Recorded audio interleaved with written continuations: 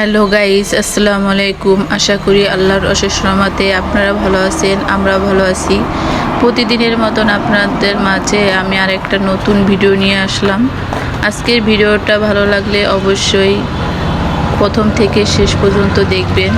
এখানে সকাল সকাল ছেলেকে নিয়ে চলে যাচ্ছি ছেলের পরীক্ষা দেওয়ার জন্য।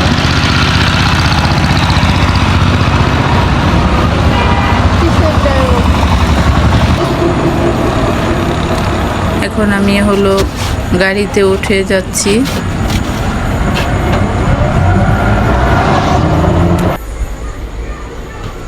পরীক্ষা দিয়ে ছেলেকে বাড়িতে নিয়ে চলে আসছি। এখানে মা ছেলের জন্য বিরিয়ানি পাঠাইছে। কাল আমার ছোট ভাইয়ের জন্মদিন গেছে। ছেলের পরীক্ষার কারণে ছোট ভাইয়ের জন্মদিনে অ্যাটেন্ড করতে পারলাম না, তাই মা বিরিয়ানিটা রেখে দিয়েছে তার নাতির জন্য। নানাদের ভালোবাসা এমনই হয়। সে নাতি পরীক্ষার কারণে যেতে পারবে না, তাই নানু আর নানা তার জন্য বিরিয়ানি পাঠায় দিছে। এখানে আমি বিরিয়ানিটা গরম করে নিচ্ছি, ছেলেকে খাবার দিব। তাই মা রাত্রে ফ্রিজে রেখে দিয়েছে, এ কারণে ভালো মতন বিরিয়ানিটা গরম করে নিলাম। এদিকে আমার বিরিয়ানিটা গরম করা শেষ। এখন আমি ছেলের জন্য প্লেটে বিরিয়ানি বেড়ে নেব। ছেলের বিরিয়ানি অনেক পছন্দ। বেশিরভাগই বাচ্চাদের এখন বিরিয়ানি, পোলাও এগুলো খেতে বেশি পছন্দ করে। আমার ছেলে বলতে কথা না, সব বাচ্চারাই।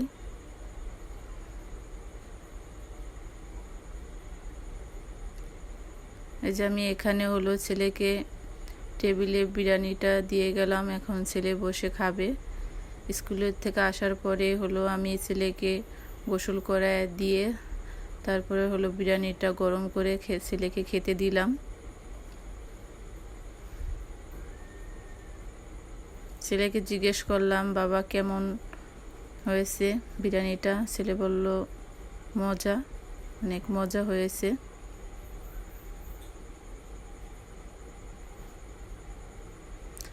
এদিকে মা আরও কিছু পাঠাইছে। মেয়ের জন্য সুজি বানায়া পাঠাইছে। মা সব সময় মেয়ের জন্য নিজে চাল গুঁড়া করে তারপর সুজি বানায়া পাঠায় দেয়। মাকে বলি যে মা, এই চাল মেশিনে ভাঙ্গায়া তারপরে মেয়েকে খাওয়াই। মা নিষেধ করে, না আমি সুজি বানিয়ে তারপর পাঠিয়ে দিব। নানা নানুদের ভালোবাসা এমনই হয়। সবাই নাতি নাতনিদের জন্য এভাবে কষ্ট করে থাকে। এখন আমি সুজিগুলো রোদে দেওয়ার জন্য চলে যাচ্ছি। আজ সুজিগুলো নিচে রোদে দিব। এখানে আমি রসুনগুলো রোদে দিয়ে দিব। অনেক দিন হয়েছে রসুনগুলো রোদে দেওয়া হয় না। রসুন কয়েকদিন পর পরে রোদে দিতে হয়, না হলে ভিতর দিকটা কালো কালো হয়ে নষ্ট হয়ে যায়। আজকে খুব মাশাআল্লাহ রোদ উঠেছে। আমি দুপুরে রান্না করতে চলে এসেছি। এখানে আজকে আমি রান্না করছি ডাল, এখানে ভাত হয়ে গেছে, আর রান্না করব ভাজি আর পোয়া মাছ ভুনা করব পেঁয়াজ দিয়ে। এখন আমি তেল গরম হয়ে গেছে, মাছটি ভেজে নেব।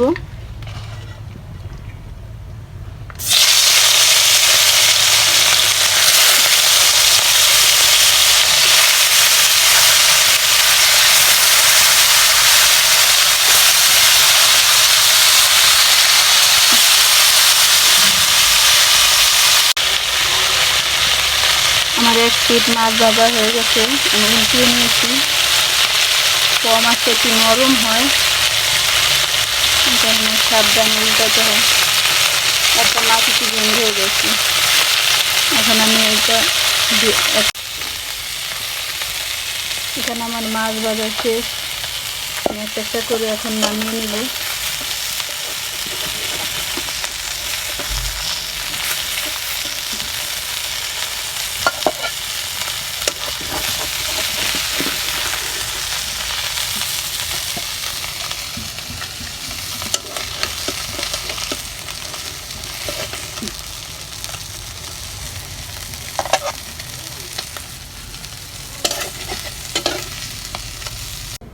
এখানে সব মাছ নামিয়ে নিয়েছি। এখন আমি তরকারিটা বসাই দিব। এখানে আমি দিয়ে দিলাম পেঁয়াজ আর হলো কাঁচামরিচ।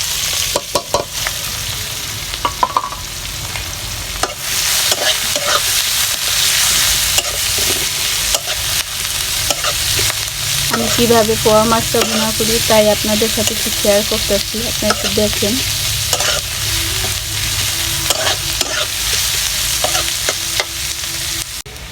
আমার পেঁয়াজটা ভাজা হয়ে গেছে। এর মধ্যে আমি দিয়ে দিব রসুন বাটা, সামান্য পরিমাণে রসুন বাটা দিয়ে দিলাম।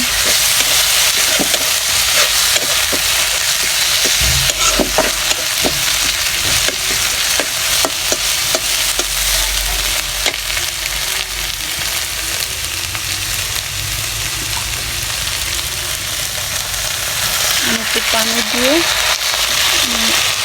জিরা মশলা দিয়ে দেবো, হলুদ দিয়ে দিলাম আর একটু মরিচ দিয়ে দিলাম।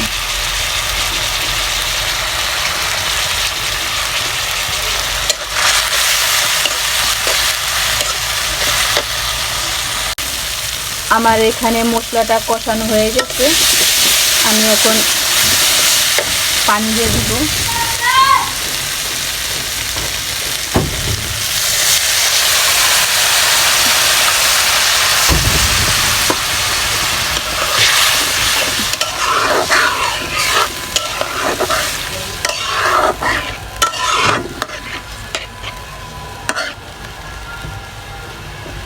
পানিটা বলকাইলে তার মধ্যে আমি মাছ। এখন আমার এদিকে জলের পানিটা বলকিয়ে গেছে। আমি এর মধ্যে এখন দিয়ে দিব মাছ।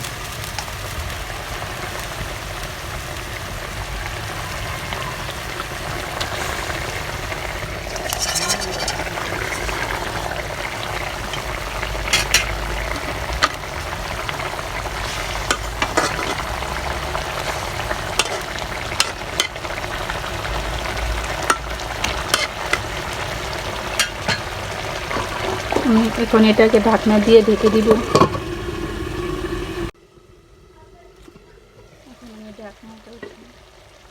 দেখেন মাছটা হয়ে গেছে।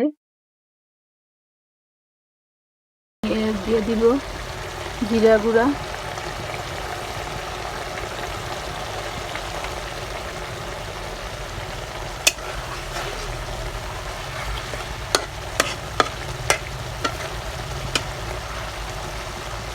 এভাবে মাছটাকে উল্টে দিব।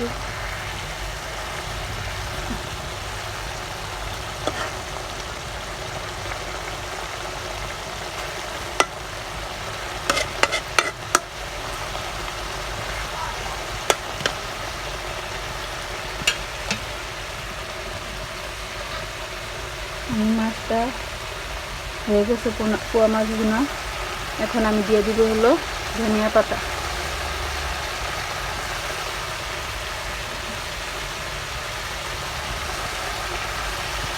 আমি এখন কিছুক্ষণ ঢাকনাটা ঢেকে তারপর মাছটা নামিয়ে নেব।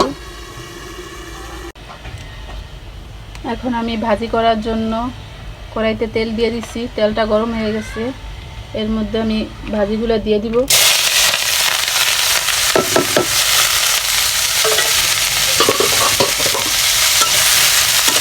ভাজির মধ্যে আমি কাঁচামরিচ, পেঁয়াজ দিয়ে দিচ্ছি একসাথে।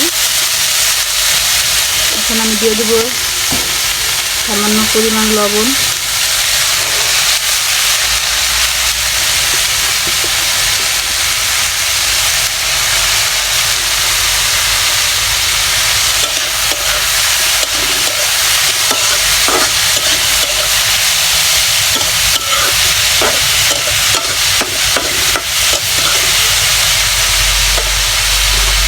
মানে ঢাকনা দিয়ে ঢেকে দেব। এই যে আমার ভাজিটা ভাজা ভাজা হয়ে গেছে, এখন আমি ভাজিটা নামিয়ে নেব। শেষ আজকের মতন আমার রান্না বান্না।